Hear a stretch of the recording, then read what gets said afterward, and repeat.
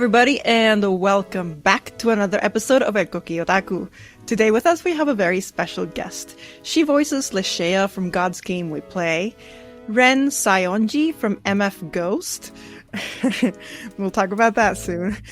Eve, my unique skill makes me OP even at level 1. Ellen from Parallel World Pharmacy, and a very special mention to a personal favorite YouTube channel of mine, Cyanide and Happiness.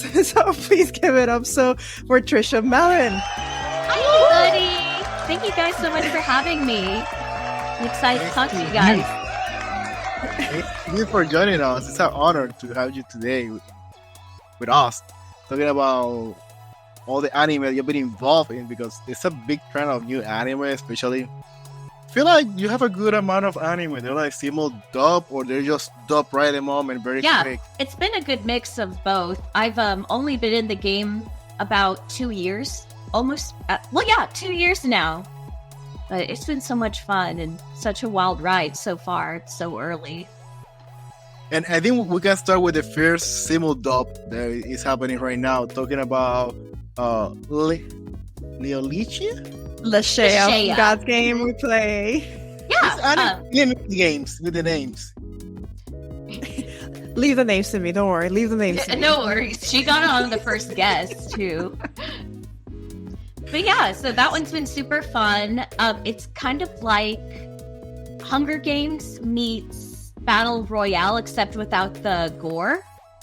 But Leshea is a former dragon god, and she makes friends with this human guy who's really good at games, and they, in this universe, it's, the humans and gods are aware of each other, and the gods will challenge humans regularly to these big, huge, games, with like monsters and beasts and and magical elements and things like that.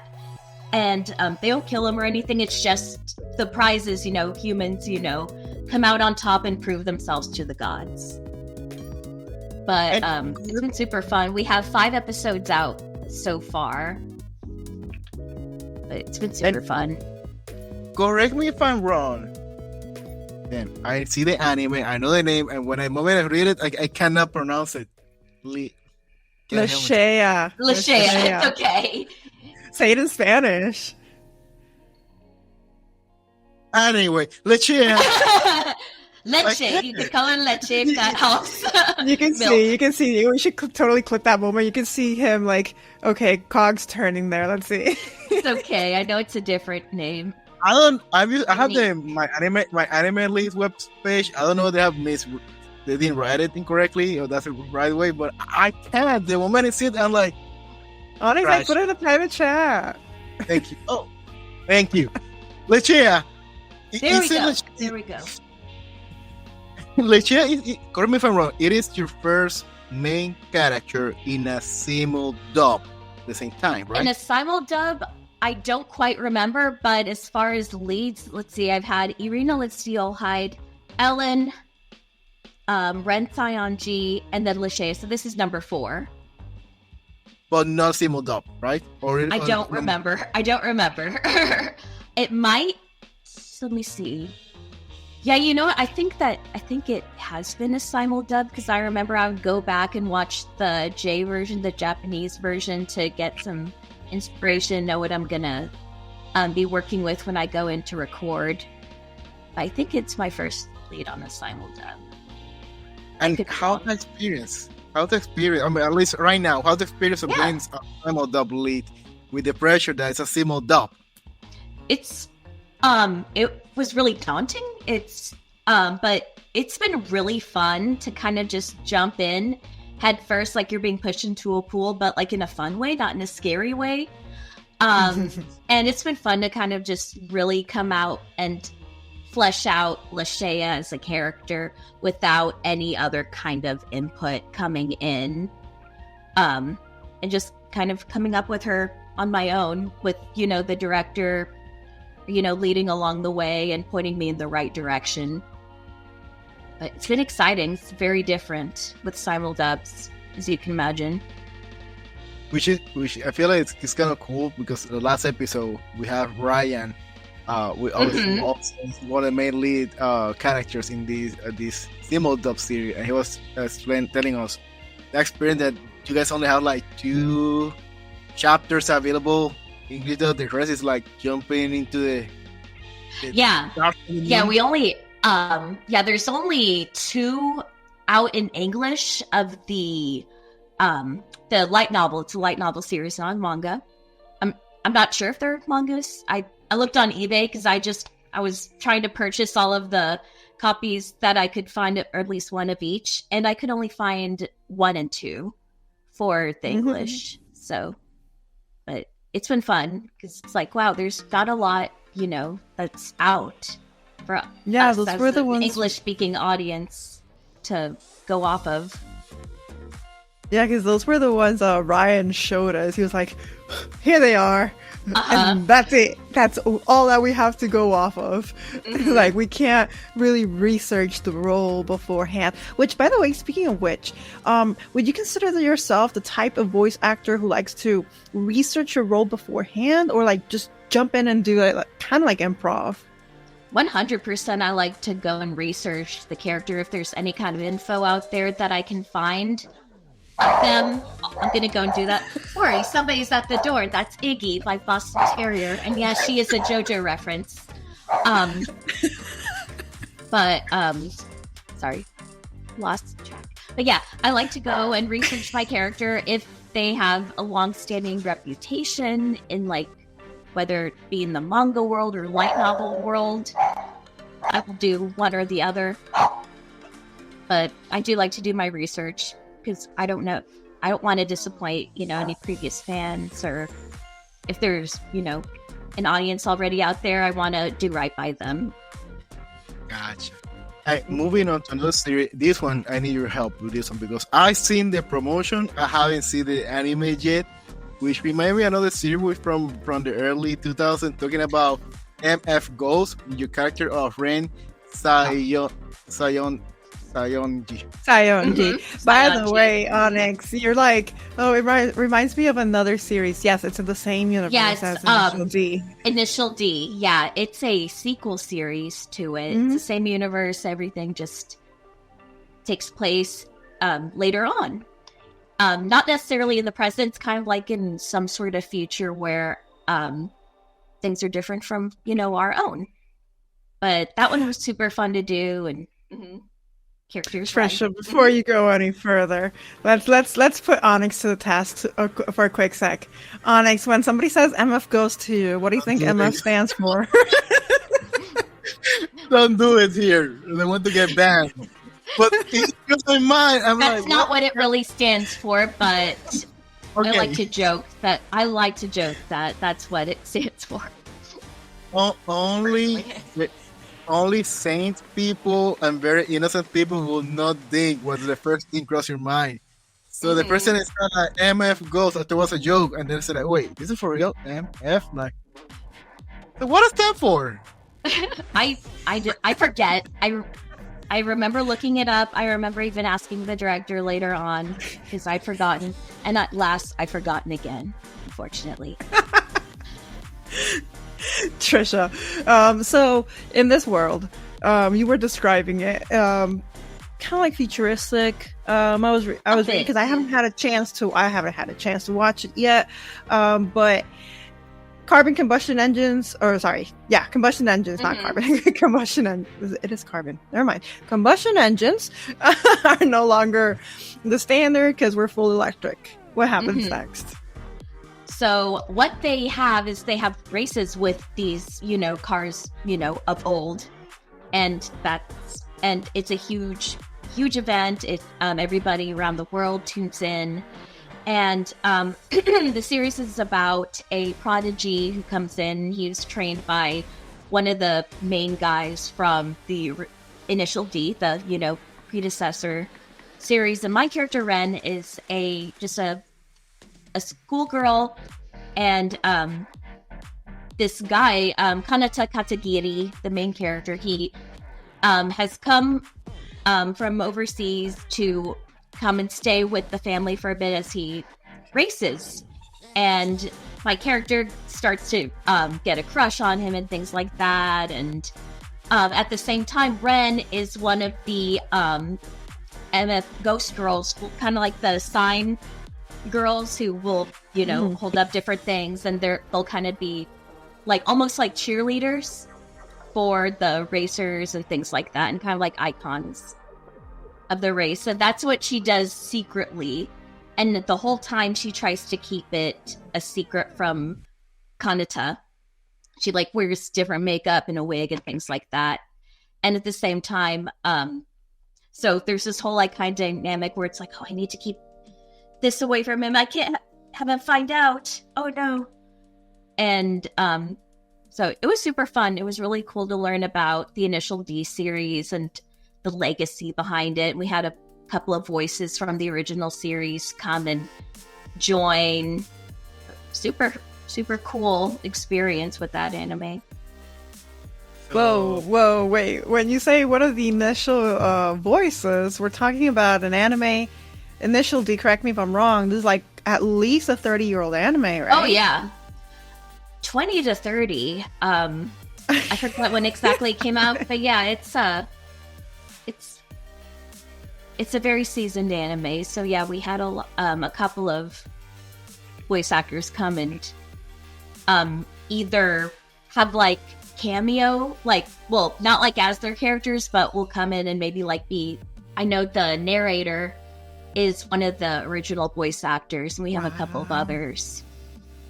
So that was really cool to find out. I'm watching this one. I'm watching this here because, funny story, my dad is one of those macho alpha guys who doesn't watch anime for the kids. Mm-hmm. So he's so hard to try to drag him to the anime world. And the other night we were talking about Initial D. And I said, oh yeah, because the main car is this car from the it's an 86-year-old Toyota 86. Yeah. So, and when I showed it to him, he's like, oh my god, that's car, I used to have one of those. And yeah, that's true. So I was like, finally, fall already. But it didn't fall for anime yet. And by the way, MF is Modern Formula. What it stands for? Okay, Which one? Motor Formula. Motor. Motor Formula. That's right. Modern. Like Hey, it's still close. It's still close, though. It's close. What we were thinking originally.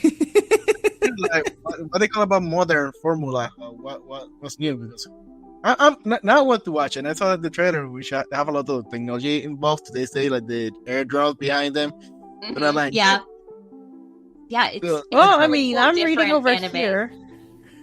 I'm reading over here. It says Kanata Revington, a 19-year-old Japanese-British young man, showed up on the scene driving a Toyota 86, right? Beating European top-tier cars such as Lamborghini or Huracan, which I will say, I have a game called the Assetto Corsa Competizione, because I don't know how to say it in Italian. And that's literally the first car we get to drive. I must say it's actually pretty hard. Oh, yeah?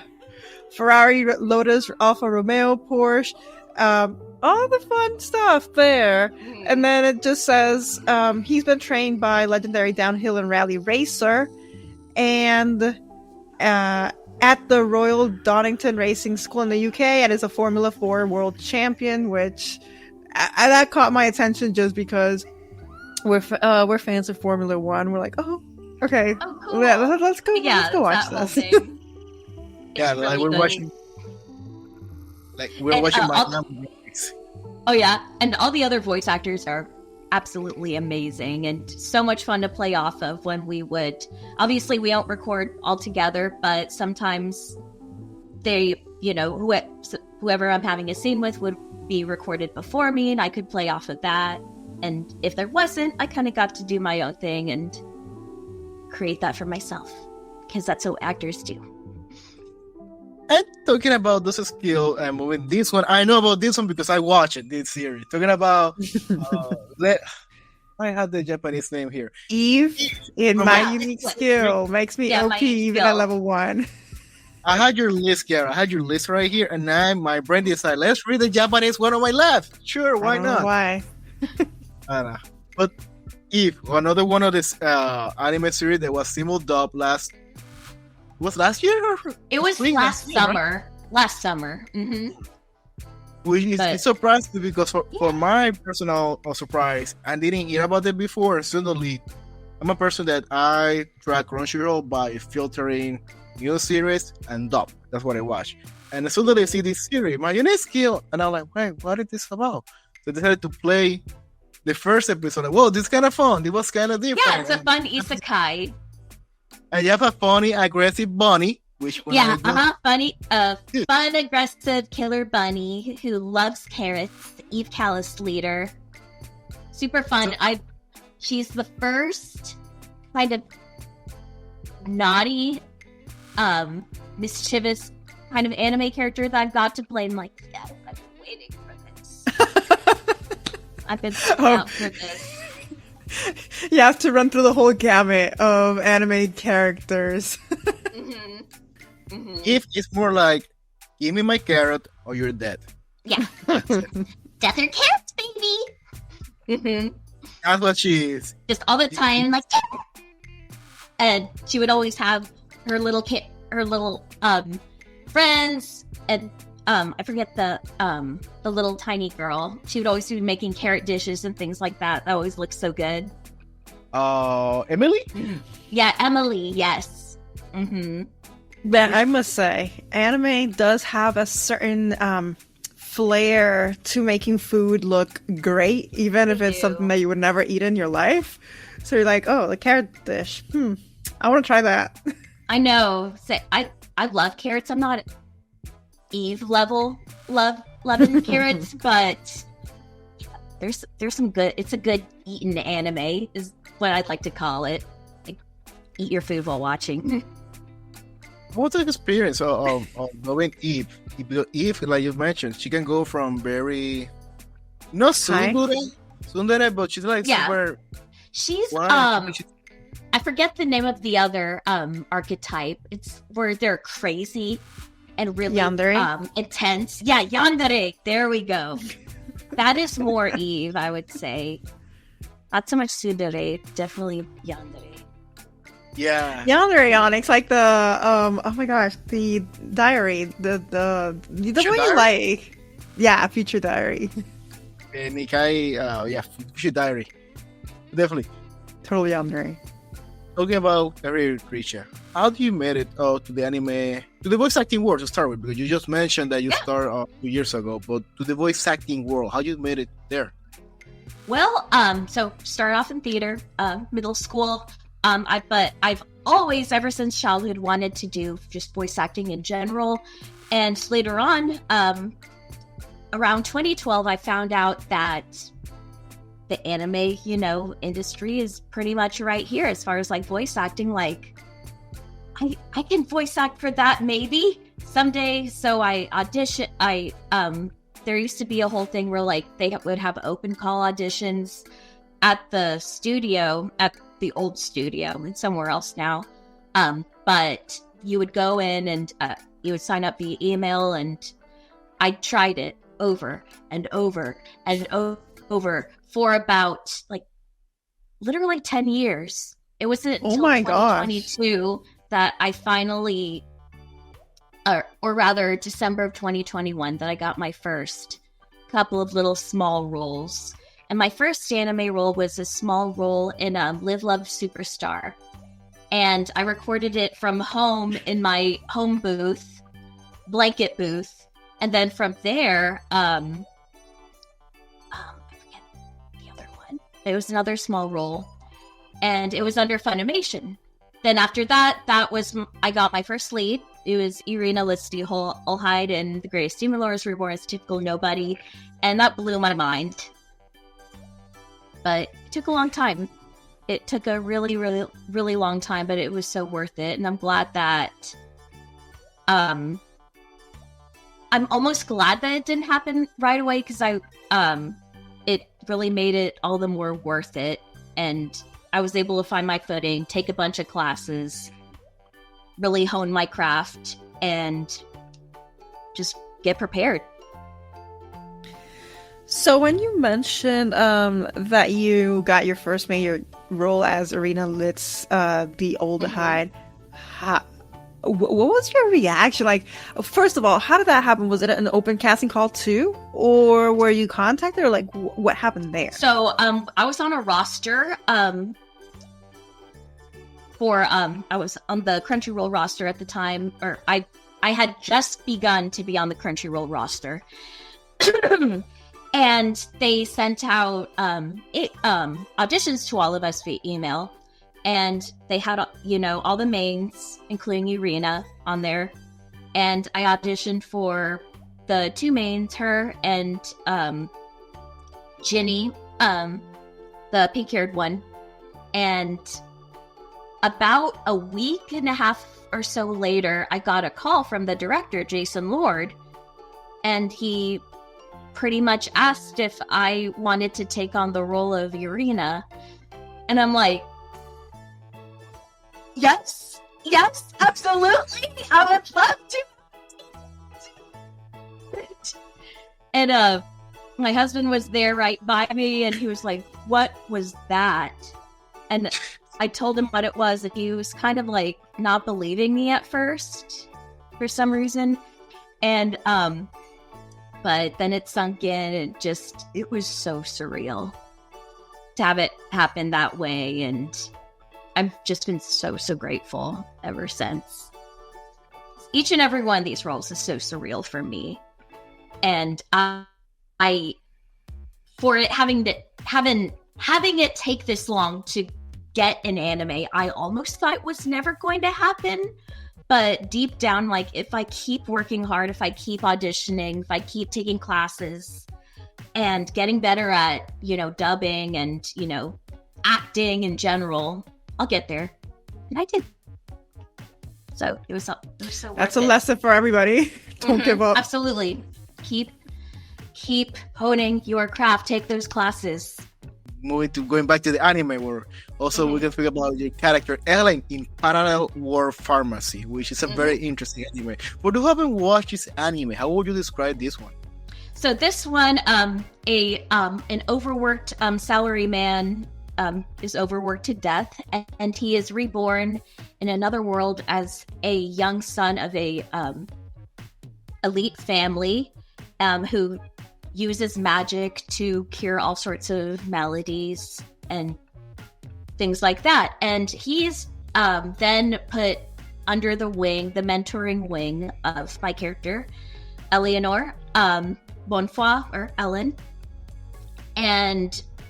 But what he comes to find is he's super OP, and he's already got so many of these magical skills because of his knowledge of medicine from his former life, and he brings it into this world, and he helps cure people of their illnesses.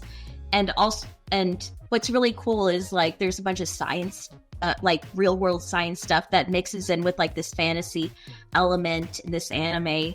So it's a little educational, but it's a really good feel good anime that's really all about, celebrating, science and medicine and health. And my younger sister, she's a doctor, and she really appreciated that anime a lot, and was like, oh, yeah, that's, yeah, this and that.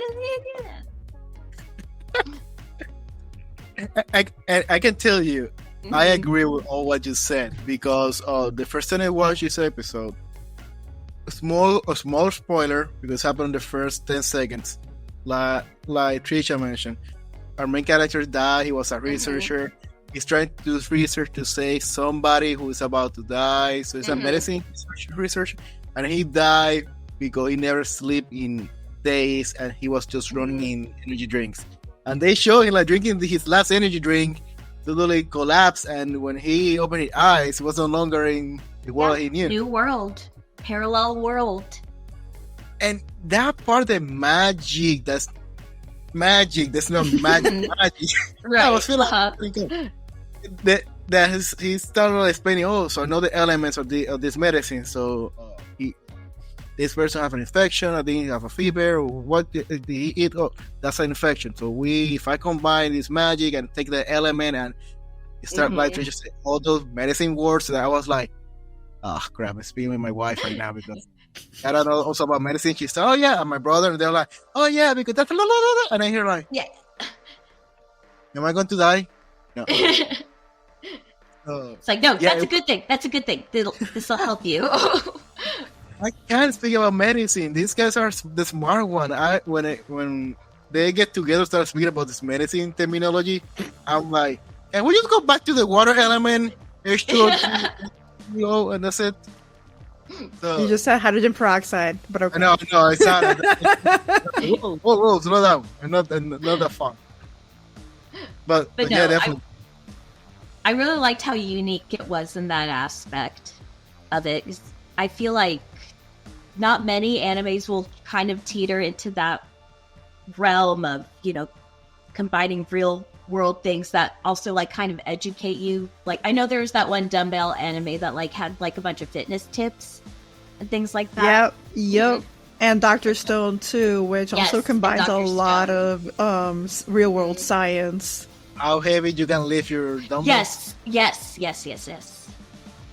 That one surprised me. I thought it was a joke, and they have real fitness tips, like real science. I need to watch it. I've just heard about it, and my husband is a huge fan of it because he loves to work out and things like that.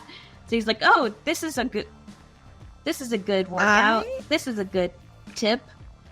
I personally love when anime just combines real world stuff into like fun to digest and understand topics. So we got Parallel World Pharmacy, we got Dr. Stone, we got what do you say? How heavy are your your Onyx. dumbbells? How heavy? How heavy are the dumbbells you lift? And Laid Back Camp is the other one I can remember off the top of my head. Love Laid Back Camp. It's so cute. Right, because they actually teach you, okay, this is how you set it up, this is how you cook, whatever. Oh, and Food Wars. I was about to say Food Wars. Food Wars. Oh, so good. I can't watch that on an empty stomach. I really can't. I'll start salivating. I'm like, okay, now I need to eat something because it looks so good. But yeah, like I personally love when anime does a service. I'm gonna call it like that. A service to real world. Not category science, things to do. I don't even know what it is. Just real world topics. Things. Yeah. I learned so much from Food War. Like I have so many. I'll have to watch it. I know from it. Trust me, you will love it. But first, heads up, don't watch it in your parents' living room. So bad. Good to know. I usually, I mean, it's one of those things that you're like, I know what I'm watching. I know the neighbors next to me, they're going to be like watching exactly what I'm not watching. And there's no way to put it. But all I'm going to say is my biggest takeaway from Food Wars was how to properly hold a knife when you're chopping things. I'm like, oh, this is so much easier now. I need to watch that because, like, even like, oh wow, that was close. So wait. You haven't watched a single episode from Food Wars? Mm-mm. Okay, no, get I'm ready. very aware of it though, but yeah. But get ready for it. You have me very intrigued, so I will start that. Once again, make sure you watch it on a full stomach, or otherwise you're gonna be like, hey, we gotta pause it. We gotta go eat something like right now. Yeah, that's what I call an eating show. So. Yes, and this for sure. Trust me, you're going to love it. Watch it with your husband. You guys are going to love it together. But yeah, I wouldn't recommend it to my mom. Never. But movies to something that I will neither recommend to my mom. I don't know if she will love it, but I will love it. And it is not anime, but we need to mention it. Completely dark humor and irreverent. For sure. This is the definition of, oh, that's a twist right there. I was not expecting that. And that's none other than Cyanide and Happiness. Yes. Which I want to say started off as a comic strip. And then it, I remember those days, early I don't think it was not even the 2010s. I think it was like 2007, 8, 9, something around that time. And it was comic strips like memes, and we're like, oh, what is this? Funny. And then when it finally started being animated as YouTube, it wasn't shorts. It wasn't called shorts back then, but they were short episodes.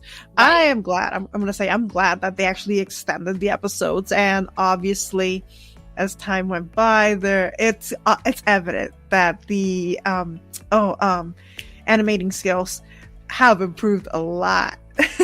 Yes, we've got our hands on everybody's learned more. We've got our hands on better programs. Yeah, so tell us about that. Tell us, like, how do you get involved with that? So I've been working there for 8 years. I work there as what's called an art generalist. So graphic design, I do character design. I work in the card games division a lot, where like we have an adult party game, Joking Hazard, Master Dater, Shaw by Trolley, and they're so much fun. But I'm biased. But I would say they're also unobjectively fun. But I do card art and things like that. For that, a little bit of writing for jokes and things like that. Let's see. But yeah, I've worked for them for 8 years. I found out about the job opening via a career advisor at the college I was going to, like when I was gearing up to graduate, and interviewed. And I didn't get the job at first, went to someone else, and then they needed another production assistant, and I got that. And because they were really, really growing, expanding at the time, and it became this whole thing. And with each year, everyone got better, everyone gained a lot more skills. We got our hands on better programs to animate. Currently, we use Adobe, not Adobe, Toon Boom. Mm-hmm. And we make a lot of our artwork via Adobe Animate and things like that. But it's so much fun. I also do a lot of voice acting for them, which is also fun. But it's been so much fun seeing them grow over the years and seeing all of the projects that they've kind of put out, and we've got to get our hands on and see the public's reaction in horror and in entertainment and in awe and all of the above to everything that we put out. And in disgust too. There's some episodes you're like, what the hell? But we love that. And I love helping to make it. If you asked me 2 days ago if my wildest idea I will cross with somebody, a team member from the Society and the Happiness team, I'll say, hell no way. No way I'm going to cross it. And I'm like, wait, Trisha is part of that team? Like, what? My favorite meme of those cartoons is the king when he's like seated like... Yes, the clapping king. Clapping king. I love that. If I could have like a pin about him or something to take it out to work, I will have it on my desk. Like, that's my I know, we need to make a toy. We've been making a lot of merch each month lately. I need to suggest some sort of clapping king. That's who everyone always brings up, is the clapping king. Like, we need to do something with him. It is excellent. Every time I see something that is like run, and I'm like here like, let me. So let me. Yeah, I'm like, yeah, definitely. So, other than what's your favorite meme or character or scene from that? Or episode? That's hard. What's it called? Fred's Downtown Deli. Oh my god! I can't quote it. A lot of it is they'll get demonetized, but oh my god, is it funny? It just cracks me up every single time. And I remember when we still had a studio, I would hear, some of the animators and the writers talking about it, and it became an inside joke because one of our lunch breaks, we all went to this nearby Philly cheesesteak place, and there was this hole in the wall little just you see it, like, neon lights, alcohol advertisements inside. And we were cracking all these jokes afterward, and it became that short. That is my favorite. Watch it. You will die laughing. Which get out doesn't. I learned that expression. Let me look it up. I learned that expression in Oklahoma for work. One time, we're going to have lunch. And let's go into that hole in the wall. And I'm like, hole in the wall. Oh yeah. I just like scrolled through it, and I was like, oh, this episode, okay. Yeah, I just found it. Yeah, it's Fred's Downtown Deli. That is honestly. I also love Breakfast Cowboy. Breakfast. Okay, I'm gonna search that one soon because I don't know them off the top of my head by name, but if I watch, I'm like, oh yeah, I remember this one. The Fred's Diner. Mm-hmm. Fred's Downtown Deli. Yeah. Deli, sorry. Fred's Downtown Deli. I was looking at it, and it honestly reminded me of, there was this one episode, or maybe it was a couple of episodes in Invader Sim, where they always, when they're in the in any fast food restaurant, they always make them like super dirty, and that always stuck with me. So like whenever I go into whenever I go into a fast food restaurant, I'm like, oh my god, this is just like that. I know, this is like McMeaties.